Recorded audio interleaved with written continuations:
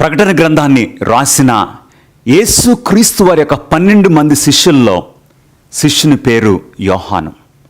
ఈ యోహాను యేసు ప్రేమించిన శిష్యుడు అని పేరు వచ్చినది.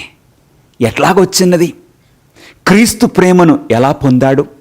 క్రీస్తు ప్రేమ ఏ విధంగా యోహాను యొక్క జీవితాన్ని మార్చింది?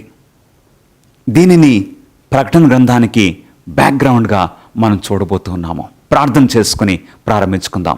మహాపరిశుద్ధుడా, దేవాతి దేవ, సర్వాధికారి, మా జ్ఞాననిధి నీవయ్యా. ఈ సమయమందు మీ పరిశుద్ధాత్మను మాకు బోధకునిగా చేసి ప్రభా, నీ వాక్యాన్ని మేము గ్రహించినట్లు కృప మాకు అనుగ్రహించమని మా ప్రభువును మీ ప్రియకుమారుడైన నజరుడైన యేసుక్రీస్తు నామములో అడిగి వేడుకొంచున్నాము తండ్రి, ఆమెన్. యేసుక్రీస్తు వరకు ఉన్న 12 మంది శిష్యుల్లో యోహాను ఒకడు. ఈ యోహాను యేసుక్రీస్తు వారిని ఎలా కలుసుకున్నాడు? యోహాను సువార్త 1వ అధ్యాయంలో మనం తెలుసుకుంటూ ఉన్నాము. యోహాను సువార్త 1వ అధ్యాయము 35-36 వచనాల్లో, మర్నాడు మరలా యోహాను అతని శిష్యులలో 2 నిలుచుండగా, బాప్టిస్మ్ ఇచ్చి యోహానుకు శిష్యులు ఉన్నారు. ఎందుకంటే బాప్టిస్మ్ ఇచ్చి యోహాను కూడా ఒక రబ్బీగా ఉన్నాడు. యేసుక్రీస్తు వారి కంటే ముందు 6 నెలల ముందు పరిచర్య ప్రారంభించాడు. యోహాను 2 శిష్యులు యోహాన్ని వెంబడిస్తూ ఉన్నారు. ఆ టైంలో 36వ వచనంలో, అతడు నడుచుచున్న యేసు వైపు చూచి, ఇదిగో దేవుని గొర్రెపిల్ల అని చెప్పెను. అతడు చెప్పిన మాట ఆ 2 శిష్యులు విని యేసును వెంబడించిరి. యోహాను చెప్పిన మాటలు విన్నారు ఆ 2 శిష్యులు. వెంటనే యేసుక్రీస్తు వారిని వెంబడించడం మొదలుపెట్టారు. ఆ 2 శిష్యులు ఎవరు? గమనించండి ప్రియ దేవుని బిడ్డలారా. 40వ వచనంలో, యోహాను మాట విని ఆయనను వెంబడించిన 2 ఒకడు సీమోను పేతురు యొక్క సహోదరుడైన ఆంద్రేయ. అవును, 2 శిష్యులు. వీరు ముందు బాప్టిస్మ్ ఇచ్చి యోహాను వెంబడించేవారు, కానీ ఇప్పుడు మన ప్రభువైన యేసుక్రీస్తు వారిని వెంబడిస్తూ ఉన్నారు. ఆ 2 శిష్యుల్లో మొట్టమొదటివాడు ఆంద్రేయ. మరి మరొక శిష్యుడు ఎవరు? ఆయన పేరు మనకు ఇక్కడ రాయబడలేదు. ఎందుకో తెలుసా? ఆ శిష్యుడు యోహాను. వెంటనే ఎప్పుడైతే బాప్టిస్మ్ ఇచ్చి యోహాను, ఇదిగో లోక పాపములను మోసుకొని పోవు దేవుని గొర్రెపిల్ల అనగానే, ఆయనను వెంబడిస్తున్న 2 శిష్యులు ఆంద్రేయ, యోహాను, వీరిద్దరూ కూడా వెంటనే ప్రభువైన యేసుక్రీస్తు వారిని వెంబడిస్తున్నారా? వెంబడించడం మొదలుపెట్టి ఏం చేశారో మనం చూద్దాము.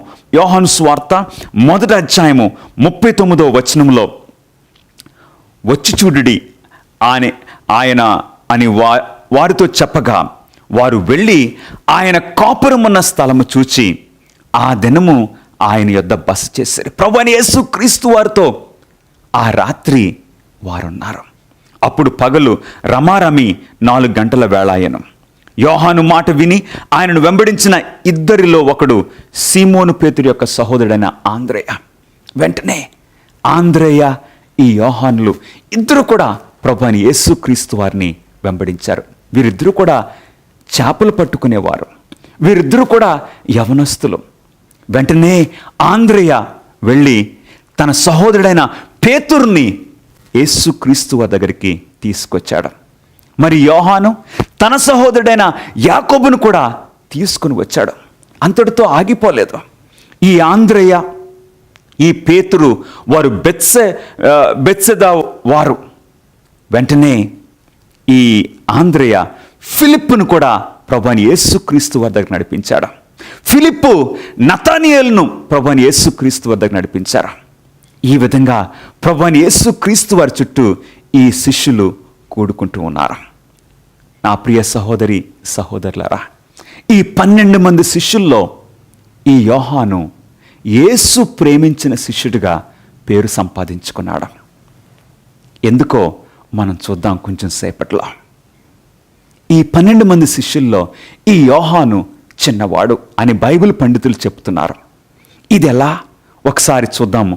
యోహాను సువార్త 20వ అధ్యాయంలోనికి మనం వెళ్ళినట్లయితే, యోహాను సువార్త 20వ అధ్యాయంలో మన ప్రభువైన యేసుక్రీస్తు వారు పునరుద్ధరణుడైన ఆ దినమున మగ్దలేని మరియ పరుగు పరుగులన ఈ శిష్యులు నా దగ్గరికి వచ్చింది. వచ్చి ఏమంటుందో చూద్దాం ప్రియులరా. యోహాను సువార్త 20వ అధ్యాయము 2వ వచనము. గనుక ఆమె పరుగెత్తుకొని సీమోను పేతురు నొద్దకును యేసు ప్రేమించిన ఆ మరి యొక్క శిష్యుని యొద్దకును వచ్చి ప్రభువును సమాధిలో నుండి ఎత్తుకొని పోయిరి, ఆయనను ఎక్కడ ఉంచిరో ఎరుగమని చెప్పాను. గమనిస్తున్నారా? వెంటనే పేతురు, యేసు ప్రేమించిన శిష్యుడు ఎవరు? ఈ యోహాను. వారిద్దరికీ తెలియజేయగానే వారి స్పందన ఏంటో 3వ వచనము మనకు సెలవిస్తుంది. కాబట్టి పేతురును ఆ శిష్యుడును, యేసు ప్రేమించిన ఆ శిష్యుడును బయలుదేరి సమాధి యొద్దకు వచ్చిరి. 4వ వచనము, యోహాను సువార్త 20వ అధ్యాయము 4వ వచనము. వారిద్దరును కూడి పరుగెత్తుచుండగా ఆ శిష్యుడు పేతురు కంటే త్వరగా పరుగెత్తి ముందుగా సమాధి యొద్దకు వచ్చి, ఆ ఇద్దరు శిష్యులు, ఈ పేతురు, ఈ యోహాను, వీరిద్దరు కూడా ఇప్పుడు సమాధి యొద్దకు పరిగెట్టుకొనిచున్నారు. వారిద్దరిలో ఎవరు సమాధి దగ్గరికి పరుగున త్వరగా వచ్చారు? యోహాను. ఎందుకంటే పేతురేమో పెద్ద వయస్సు, యోహాను ఒక యవనస్తుడు. అవును, మన యవనస్తుల్లాగా ఉన్న యోహాను 18-19 సంవత్సరాల వయస్సు. త్వరగా పరిగెట్టి సమాధి దగ్గరికి వచ్చాడు. వచ్చి ఇక్కడ రాస్తూ ఉన్నాడు. ఎందుకంటే ఈ గ్రంథకర్త ఆయనే. వచ్చి ఏం చేస్తున్నాడో ఒకసారి చూద్దామండి. 5వ వచనము. వంగి నారబట్టలు పడినట్టు చూచెను గాని అతడు సమాధిలో ప్రవేశింపలేదు. అవును, పరిగెట్టడంలో స్పీడ్గానే ఉన్నాడు, కానీ సమాధి దగ్గరికి వచ్చి అలా చూస్తున్నాడు కానీ లోపలికి వెళ్ళలేదు. 6వ వచనము. అంతటా సీమోను పేతురు అతని వెంబడి వచ్చి సమాధిలో ప్రవేశించి నారబట్టలు పడినట్టు ఆయన తల రుమాలు నారబట్టల యొద్ద ఉండక వేరుగా ఒక చోట చుట్టు పెట్టియుండుటయు చూచెను. అప్పుడు మొదట సమాధి యొద్దకు వచ్చిన ఆ శిష్యుడు లోపలికి పోయి చూచి నమ్మెను. అవును, నేను కొంచెం పెద్ద వయసులో ఉన్నాను. నాతో పాటు ఒక యవనస్తుడు పరిగెడుతుంటే ఎవరు స్పీడ్గా పరిగెట్టగలరు? యవనస్తుడు. కానీ ఎవరికి ఎక్కువ ధైర్యం ఉంటుంది? పెద్దవారికి. పేతురు వచ్చాడు, సమాధి లోపలికి వెళ్ళాడు. అప్పుడు ఈ యోహాను లోపలికి వెళ్ళాడు. ఈ యోహాను చిన్న వయస్సు గలవాడు. ప్రియులారా, ఈ రోజున ఒక ప్రాముఖ్యమైన పాఠము నేను నేర్చుకుంటూ ఉన్నాను. ప్రభువైన యేసుక్రీస్తు వారి యొక్క సేవకు పెద్ద వయసు గలవారు కావాలి, అనుభవం కలిగిన వారు కావాలి. అలాగే చిన్న వయసులో ఉన్నవారు కూడా కావాలి. హల్లెలూయా. ఎందుకంటే యవనస్తులు దేవుని సేవను స్పీడ్గా చేయగలరు, ఇంకా మంచి ఆలోచనలతో క్రియేటివ్గా చేయగలరు. పెద్దలు యవనస్తులను చూసి మీకు అనుభవం లేదు, మీరు పక్కన ఉండండి అంటానికి వీలు లేదు. లేక యవనస్తులు పెద్దవారిని చూసి నీకేం తెలీదు, నువ్వు పక్కనుండు అని అంటానికి వీలు లేదు.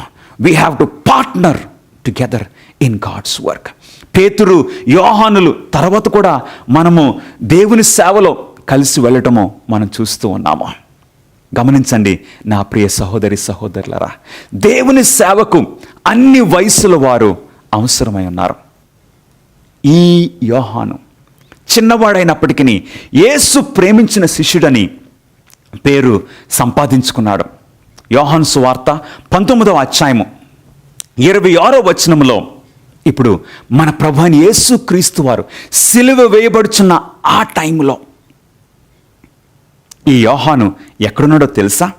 యేసు తన తల్లియు తాను ప్రేమించిన శిష్యుడును దగ్గర నిలిచుండట చూచి, అమ్మా ఇదిగో నీ కుమారుడు అని తన తల్లితో చెప్పాను. ఎప్పుడైతే మన ప్రభువైన యేసుక్రీస్తు వారు సిలువేయబడ్డారో శిష్యులందరూ కూడా దూరం నుండి చూస్తున్నారు, పారిపోయారు, భయంతో నిండి ఉన్నారు. కానీ ఈ యోహాను, చిన్నవాడైన ఈ యోహాను మరియతో దగ్గరలో ఉన్నాడు, ఉండి సిలువకు దగ్గరగా సమీపంగా ఉన్నాడు. అందుకే ప్రభువైన యేసుక్రీస్తు వారు సిలువ మీద నుండి తల్లి బాధ్యత ఈ చిన్నవాడైన యోహానుకు అప్పచెప్పారు. దేవుని వాక్యం సెలవిస్తుంది, యోహాను సువార్త 19వ అధ్యాయము 27వ వచనము, తరువాత శిష్యుని చూచి ఇదిగో నీ తల్లి అని చెప్పాను. ఆ మాటలు వెంటనే యోహానుకు అర్థమైపోయినవి. ఆ గడియ నుండి ఆ శిష్యుడు ఆమెను తన ఇంట చేర్చుకొనెను. హల్లెలూయా! బాధ్యత కలిగిన వాడు, యేసు ప్రేమించిన శిష్యుడు. అందుకే యేసుక్రీస్తు వారికి 12 మంది శిష్యులుంటే ఆ 12 మంది శిష్యుల్లో ఒక ఇన్నర్ సర్కిల్గా, ఒక స్పెషల్ గ్రూప్గా ఉన్నాడు పేతురు, యాకోబు, యోహాను. ఏంటి, యేసుక్రీస్తు వారు ఏమైనా పక్షపాతం చూపిస్తున్నారా? లేదు. రోమీయులకు రాసిన పత్రిక 2వ అధ్యాయము 11వ వచనంలో దేవుడు పక్షపాతము గలవాడు కాడు అని వాక్యం సెలవిస్తుంది. రోమా 2:11లో దేవునికి పక్షపాతం లేదు. ప్రభువైన యేసుక్రీస్తు వారు మనలందరినీ సమానంగా ప్రేమిస్తున్నారు. ఆయన 12 మంది శిష్యులను సమానంగా ప్రేమించారు. కానీ నా ప్రశ్న ఏంటంటే, ఆ 12 మంది మరి క్రీస్తును సమానంగా ఈక్వల్గా ప్రేమించారా? ప్రభువైన యేసుక్రీస్తు వారు మనలందరినీ సమానంగా ప్రేమిస్తున్నారు. గొప్పవారేంటి, బీదవారేంటి, చదువున్నా చదువు లేకపోయినా, ఏ మతానికి చెందిన మనలందరినీ ప్రభువైన యేసుక్రీస్తు వారు సమానంగా ప్రేమిస్తున్నారు. కానీ మనము, మన స్పందన ఈక్వల్గా ఉందా? లేదు ప్రియులరా. కొంతమంది ప్రభువైన యేసుక్రీస్తు వారిని సర్వంగా ప్రేమిస్తున్నారు. మనలో కొంతమంది ప్రభువైన యేసుక్రీస్తు వారిని నామకార్థంగా ప్రేమిస్తున్నారు. ఈ 12 మంది శిష్యుల్లో యేసుక్రీస్తు వారి ప్రేమకు చాలా ఎక్కువగా ఈ 3 శిష్యులు స్పందించారు, పేతురు, యాకోబు, యోహాన్లు. అందుకే యాయిరు ని పునరుద్ధానం చేసేటప్పుడు, ఆమె మరణించినప్పుడు లేపడానికి వెళ్ళవలసి వచ్చినప్పుడు పేతురు, యాకోబు, యోహాన్లు ఉన్నారు. మార్కు సువార్త 9వ అధ్యాయము 2వ వచనములో రూపాంతరం అనే కొండ మీద ఈ 3 శిష్యులు యేసుక్రీస్తు వారితో ఉన్నారు. మార్కు సువార్త 14వ అధ్యాయము 33వ వచనములో యేసుక్రీస్తు వారు సిలువకు ముందు గెత్సెమనే తోటలో ఈ 3 శిష్యులు కూడా యేసుక్రీస్తు వారికి సమీపంగా దగ్గరలో ప్రార్థిస్తూ ఉన్నారు. మిగిలిన వారు ఆ గేట్ దగ్గరలో ఉన్నారు. గమనించండి నా ప్రియ సహోదరి సహోదరులరా, యేసు ప్రేమించిన శిష్యుడిగా ఈ యోహానుకి పేరు కలిగింది. కానీ యేసుక్రీస్తు వారు ఈ యోహానుని ప్రేమించడానికి నిజంగా యోహాను యొక్క క్యారెక్టర్ అంత బాగుందా? గమనించినట్లయితే లేదు. ఎందుకంటే లూకాసు వార్త 9వ అధ్యాయము 49వ వచనంలో దేవుని వాక్యము ఈ విధంగా సెలవిస్తుంది. యాక్చువల్గా ఈ యోహాను చాలా స్వార్థపరుడు, ముక్కోపి. ఆయన క్యారెక్టర్ యేసు ప్రేమించినంతగా లేదు. ఎందుకంటే ఒక పర్యాయము లూకాసు వార్త 9:49లో యోహాను, ఏలినవాడా, ఎవడో ఒకడు నీ పేరట దయ్యములను వెళ్ళగొట్టగా మేము చూచితిమి. వాడు మనలను వెంబడించువాడు కాడు గనుక వానిని ఆటంకపరిచితిమి అని చెప్పాను. అవును, ఆయన శిష్యుల్లో ఒక వ్యక్తి కాదు, కానీ యేసు క్రీస్తు వారి పేరట దయ్యములను వెళ్ళగొడుతున్నాడు. ఆ వ్యక్తిని వెంటనే ఈ యోహాను ఆటంకపరిచాడు. ఎందుకంటే మనమే ఆయన శిష్యులము, మనకు మాత్రమే ఆయన నామం వాడటానికి అర్హత ఉన్నదనే అటువంటి గర్వపు ఆలోచనలు కలిగిన వాడు యేసుప్రభు ఏమన్నారండి? వెంటనే యోహాన్ని మందలించారు, యోహానుని కరెక్ట్ చేశారు మన ప్రభు అని యేసుక్రీస్తు వారు. లూకాసు వార్త 9వ అధ్యాయము 54వ వచనములో మరొక పర్యాయము సమరయ ప్రాంతంలో ఆ సమరయ ప్రజలు యేసుక్రీస్తు వారికి బస్ చేయడానికి స్థలం ఇవ్వకపోతే వెంటనే యోహాను స్పందించి ఏమన్నాడో తెలుసా? లూకాసు వార్త 9:54. శిష్యులైన యాకోబును యోహానును అది చూచి, ప్రభువా, ఆకాశము నుండి అగ్ని దిగి వీరిని నాశనము చేయనట్లు మేము ఆజ్ఞాపించుట నీకిష్టమా అని అడుగగా ఆయన వారి తట్టు తిరిగి వారిని గద్దించెను. గమనిస్తున్నారా? స్వార్థపు ఆలోచనలో వెంటనే కోప్పట్టము, ఇతరులను శిక్షించడానికి త్వరపడటము, ఇలాంటి బ్యాక్గ్రౌండ్ నుండి ఈ యోహాను వచ్చాడు. అయినా యేసు ప్రేమించిన శిష్యుడని పేరు ఎలా సంపాదించుకోగలిగాడు? గమనించండి నా ప్రియ సహోదరి సహోదరులారా, మన పరిస్థితి ఏమైనప్పటికీ, మనం ఒక ముక్కోపిగా ఉన్నా, మనం పాపములో స్వార్థంతో నిండి ఉన్నా, ప్రభువైన యేసుక్రీస్తు వారు మనల్ని ప్రేమిస్తున్నారు. మరొక పర్యాయము మత్తయి సువార్త 20వ అధ్యాయము 20వ వచనములో ఈ యాకోబు యోహాను యొక్క తల్లి ప్రభువైన యేసుక్రీస్తు వారి దగ్గరికి వచ్చి ఆమె ఒక కోరిక అడిగింది. ప్రభువైన యేసుక్రీస్తు వారిని అడిగింది. మత్తయి సువార్త 20వ అధ్యాయము 21వ వచనము, నీవేమి కోరుచున్నావని ఆయన అడిగెను. అందుకామె, నీ రాజ్యమందు నా 2 కుమారులలో ఒకడు నీ కుడివైపునను ఒకడు నీ ఎడమ వైపునను కూర్చుండా సెలవిమ్మని ఆయనతో అనెను. గమనిస్తున్నారా?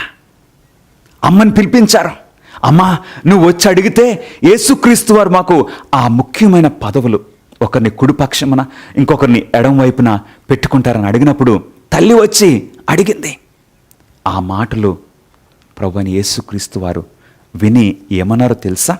22వ వచనము, అందుకు యేసు, మీరు ఏం అడుగుచున్నారో అది మీకు తెలియదు. నేను త్రాగబో గిన్నెలోనిది మీరు త్రాగగలరా అని అడుగగా వారు త్రాగగలమనిరి. గమనిస్తున్నారా? యేసుక్రీస్తు వారికి ఆ పదవి కావాలని వారికి ఆశగా ఉన్నది. కానీ ప్రభువైన యేసుక్రీస్తు వారు వారిద్దరిని అపార్థం చేసుకోలేదు. వారి హృదయంలో క్రిందికి లోతుగా ప్రభువైన యేసుక్రీస్తు వారు చూశారు.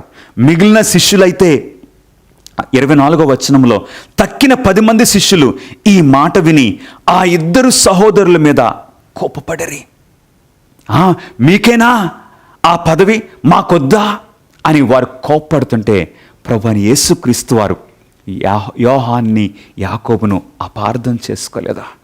నా ప్రియ సహోదరి సహోదరులారా, వారి యొక్క ఆశ ఏంటో తెలుసా? యేసుక్రీస్తు వారికి సమీపంగా ఉండాలి. ఆ ఆలోచన ప్రభువైన యేసుక్రీస్తు వారు గుర్తుపట్టారు. నిజంగా మనం చూసినట్లయితే, నేను ఆ పాత్రలోనిది మీరు త్రాగగలరా అంటే వెంటనే వారు త్రాగగలమనరి. ఆ 2 శిష్యులు నిజంగా చాలా హింసలకి గురయ్యారు.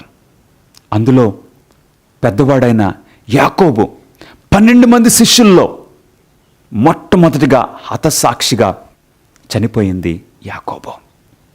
యాకోబు హతసాక్షిగా మొట్టమొదటిగా చనిపోయాడు. మరి ఈ యోహాను నిజంగానే ఆ గిన్నెలోని త్రాగునట్లు ఎన్నో హింసలు, ఆ హింసల భాగంగానే ఈ యోహాను పట్మసు ద్వీపములోనికి పంపించబడ్డాడు. గమనిస్తున్నారా? ప్రభువైన యేసుక్రీస్తు వారికి సమీపంగా ఉండాలనే ఆ ఆశ. యేసుక్రీస్తు వారు ఇలాంటి బ్యాక్గ్రౌండ్ నుండి, ఇలాంటి పాపపు స్వభావం నుండి వచ్చినప్పటికీ ఈ యోహాన్ని యేసుక్రీస్తు వారు ప్రేమించారు. ప్రేమించటం వలన ఏమైంది? యేసు ప్రేమించిన శిష్యుడని పేరు సంపాదించుకున్నారు. క్రీస్తు యొక్క ప్రేమ జీవితాలని మార్చగలదు. హల్లెలూయా. మనం ఏ బ్యాక్గ్రౌండ్ నుండి వచ్చినా, ఏ పరిస్థితి నుండి వచ్చినా ఆయన దగ్గరికి వస్తే, ఆయనతో సమయం గడిపితే మన జీవితాలు మార్చబడతాయి. ప్రియులారా, క్రీస్తుతో ఈ యోహాను జీవించడం ద్వారా ఆ కోపము తగ్గిపోయింది. క్రీస్తుతో సమయం గడపడం వలన ఆ స్వార్థము తగ్గిపోయింది. క్రీస్తులో ప్రేమలో ఎదిగాడు. గ్రీకులో ఆ మాట మనం చూస్తే the disciple whom Jesus loved అని గ్రీకులో మనం చదివితే ఎట్లాగుందో తెలుసండి. The disciple whom Jesus kept on loving అంటే ప్రజెంట్ కంటిన్యూస్ టెన్స్లో ఉన్నదే. The disciple whom Jesus kept on loving అంటే యేసు ప్రేమను పొందటానికి ఆ వ్యక్తికి అర్హత లేదు. బట్ ప్రభువైన యేసుక్రీస్తు వారు ప్రేమిస్తూనే ఉన్నారు. ఆ ప్రేమ నెమ్మదిగా ఆ స్వార్థాన్ని స్వాధీనం చేసుకున్నది. ఆ ప్రేమ ఆ కోపాన్ని తగ్గించేసింది. Jesus kept on loving. అందుకే ఈ యోహానిక యేసుక్రీస్తు వారిని విడిచిపెట్టలేదు. ఎన్ని శ్రమలు వచ్చినా విడిచిపెట్టలేదు. యోహాను చివరికి ఎఫెస్సి పట్టణంలో పరిచర్య చేయటం మొదలుపెట్టాడు. వయసు పెద్దదైంది. ఆ టైంలో రోమా ప్రభుత్వాన్ని పరిపాలిస్తున్నది డొమిషియన్ చక్రవర్తి. ఈ డొమిషియన్ ఎంపరర్ వర్షిప్ కోరాడు. అంటే ఈ చక్రవర్తిని, ఈ రాజును అందరూ పూజించాలని ఆశపడ్డాడు. కానీ యోహాను, నేను ప్రభువైన యేసుక్రీస్తు వారిని పూజించడం తప్ప ఇంకెవ్వరిని కూడా నేను పూజించలేనని ఆ నిర్ణయం చేసుకున్నాడు. Because Jesus loved him. Now he kept on loving Jesus చివరి వరకు. అందు గురించి హింసకు గురయ్యాడు. ఏం జరిగిందంటే చరిత్ర మనకు సాక్ష్యం ఇస్తుంది. డొమిషియన్ ఆజ్ఞాపించాడు, ఈ ముసలివాడిని తీసుకువెళ్ళి ఆ కాగుచున్న నూనెలో పడవేయమన్నారు. నూనెలో పడవేశారు. కానీ యోహానుకి ఏం కాలేదు. ఆ కాగుచున్న వేడివేడి నూనె యోహానుని చంపలేకపోయింది. వెంటనే సైనికులు వచ్చి రాజుగారికి చెప్పగానే రాజుగారు ఆశ్చర్యపోయి, ఇలాంటి వ్యక్తి సమాజంలో ఉండడానికి వీల్లేదు, వెంటనే ఇదిగో మనము ఖైదీలను పంపిస్తున్న ఆ పట్మోస్ ద్వీపానికి పంపించమని రాజు ఆజ్ఞాపిస్తే, ఇప్పుడు యోహాను ఏం జరిగిందండి? ఆ పట్మోస్ ద్వీపానికి యోహాను వెళ్ళడం జరిగింది. ఆ పట్మోస్ ద్వీపంలో ఒక ఖైదీగా ఇక్కడ రాస్తూ ఉన్నాడు.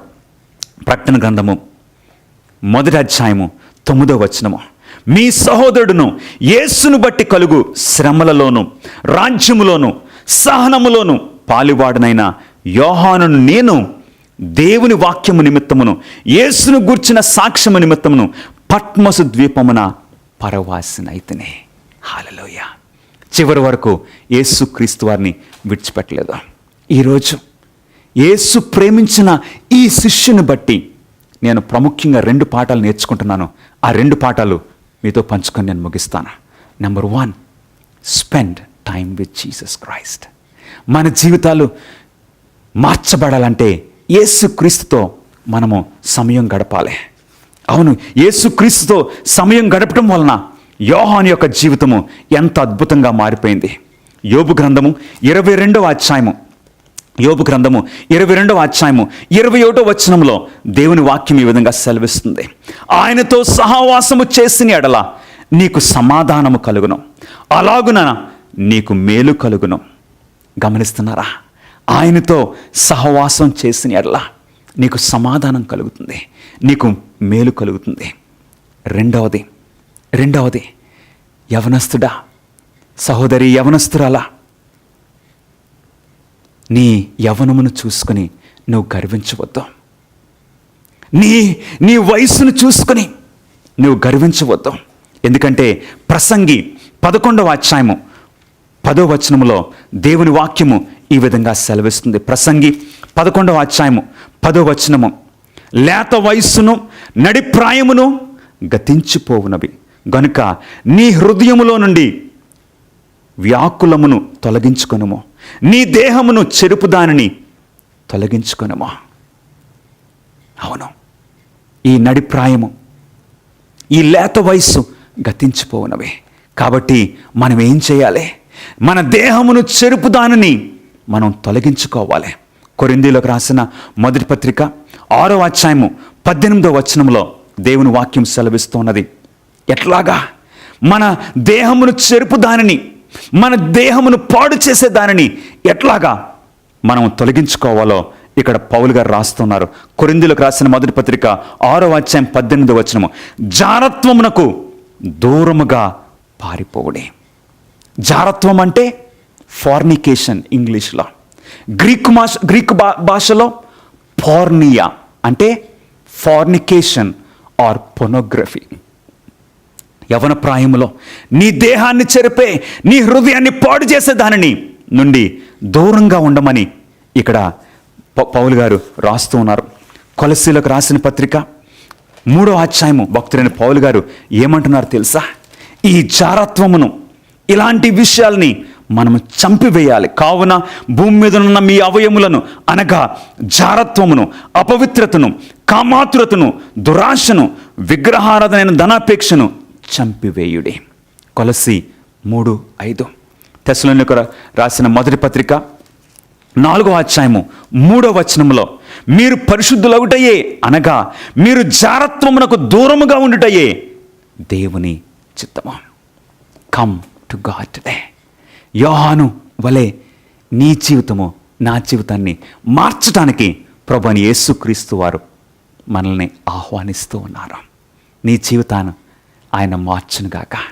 నా ప్రియ సహోదరుడా, సహోదరి, జారత్వము నుండి, ఇదిగో మన దేహాన్ని, మన హృదయాన్ని పాడు చేసే అట్లాంటి విషయముల నుండి మనం దూరంగా ఉండటానికి ప్రభువైన యేసుక్రీస్తు వారి దగ్గరికి రావడానికి నీవు సిద్ధంగా ఉన్నావా? అలాగైతే తల్ల వంచమని నేను కోరుచున్నాను. ప్రార్థన చేసుకుందాం. మహాపరిశుద్ధుడా, దేవాతి దేవ, సర్వాధికారి, మీకే స్తుతులు స్తోత్రములు. మాతో మాట్లాడినందుకు మీకు వందనములు. యేసు ప్రేమించిన శిష్యుడిగా యోహానికి పేరు కలిగినది. నాయన, మమ్మల్ని కూడా ప్రభువా నిస్వార్థమైన ప్రేమతో మమ్మల్ని ఈ 21వ శతాబ్దంలో మమ్మల్ని ప్రేమిస్తూ ఉన్నారు. మేము మా జీవితాలు కూడా యోహాను జీవితం వలె మార్చబడినట్లు మీ ఆత్మతో మమ్మల్ని నడిపించమని మా ప్రభువును మీ ప్రియకుమారుడైన యేసుక్రీస్తు నామములో అడిగి వేడుకొంచున్నాము తండ్రి. Amen. God bless you friends.